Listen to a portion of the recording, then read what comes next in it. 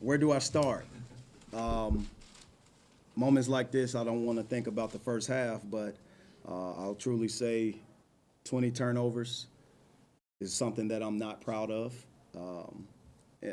part of this performance, but I am extremely proud of the way we responded in the second half. I thought once we got the jitters out of our system, we calmed down and allowed ourselves an opportunity to win a ball game under the 4-minute mark.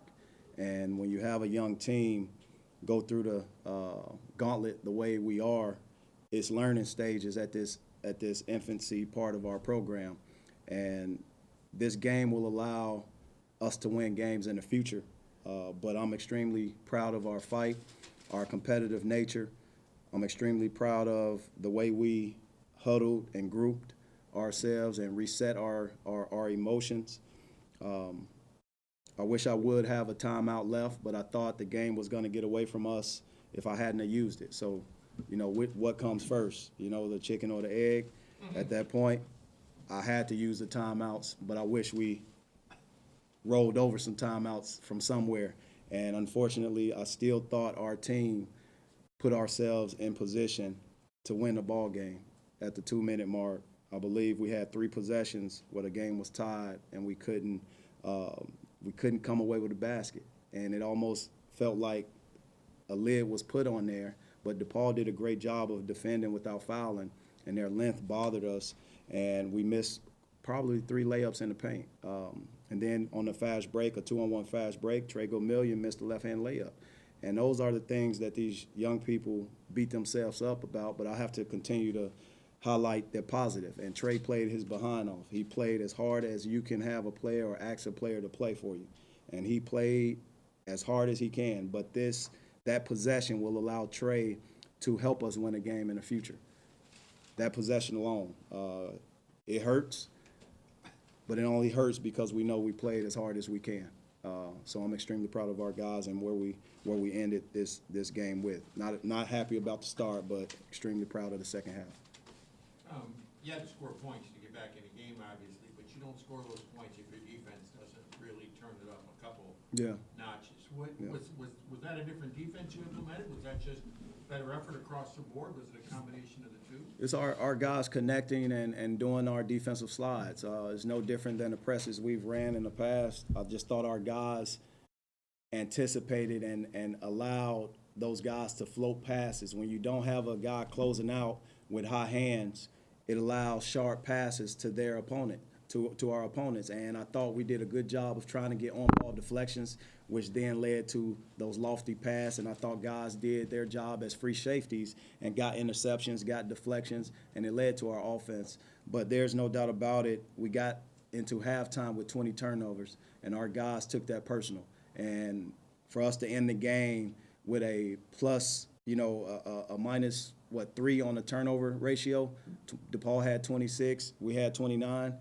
I thought was commendable with where our guys put their hearts at. They said we have to turn them over. If they're going to turn us over this way, our players sat in that locker room and decided that we have to do the same to DePaul. And we did that. I just thought, between the free throw shooting that we did not execute on, I thought we missed 10 free throws. You shoot 80% from the free throw line, it's a 5-point lead with a minute to go, and we got the ball. And these situations will allow us to learn and grow and continue to go in the direction that we need to go into to continue to build this program each day.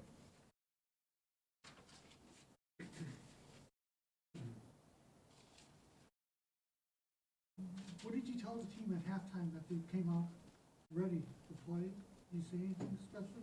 Well, as competitors, I think they told themselves before we even got into the locker room as coaches, they told themselves something. And sometimes good teams and teams that grow coach themselves before coaches get there.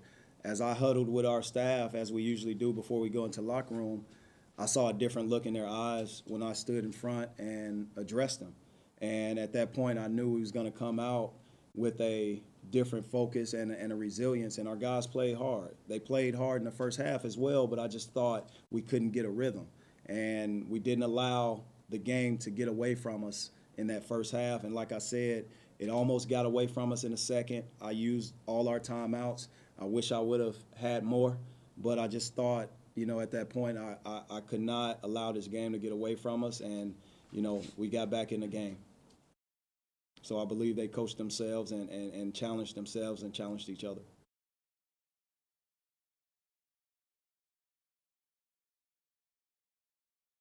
No questions, guys? You guys all right? Come on, guys. Anything else?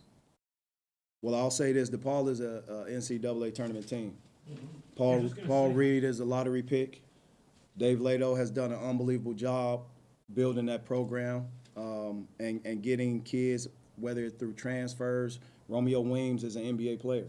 But Paul Reed, there is no doubt in my mind that kid should be Big East Player of the Year. The way he affects the game as a hybrid forward is unbelievable. He should be a lottery pick. There is no doubt in my mind. I've seen kids from Duke, Carolina.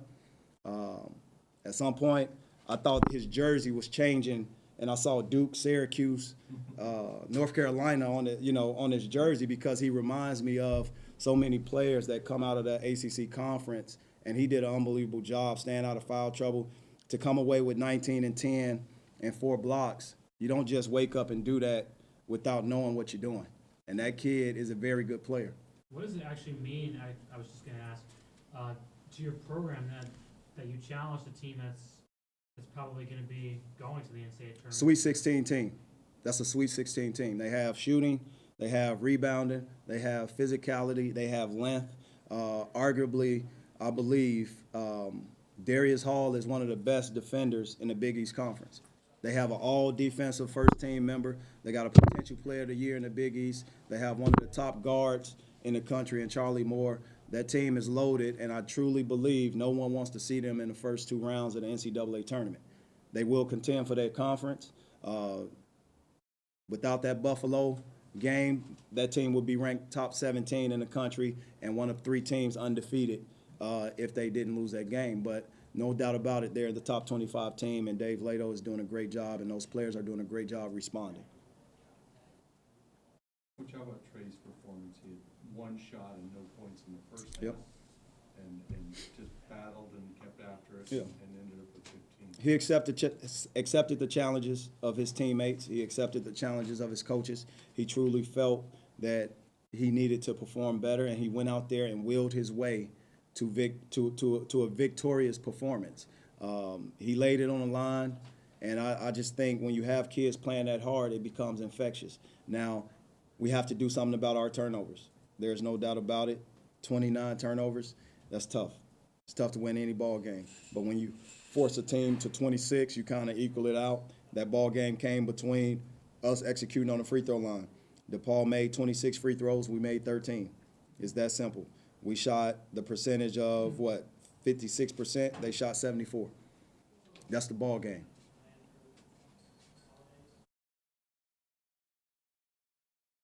How do you like your team, since the next time we'll see you, it's conference play? How do you like your team going into conference play? Well, I'm excited about learning. We've been in a gauntlet with our schedule. We've been performing against teams that could win their conferences, regular season. And when you have a schedule that difficult, you're putting yourself in of course, advantage because you get to learn going into your conference. Our record, we're probably the hardest playing 4-8 team in the country. There's no doubt about it.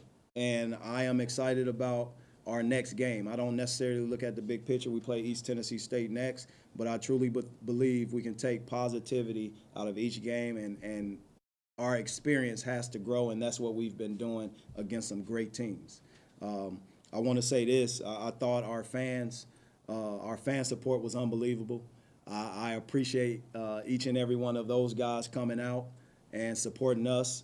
Whenever you have a team get off the court and get cheered off the court the way our fans did, that's all about respect, and they respect what we did tonight, and I really do appreciate them showing up, because there was times in the game where our young people could have given up, but I truly believe our fan support and hearing those cheers and hearing those guys into the game helped us.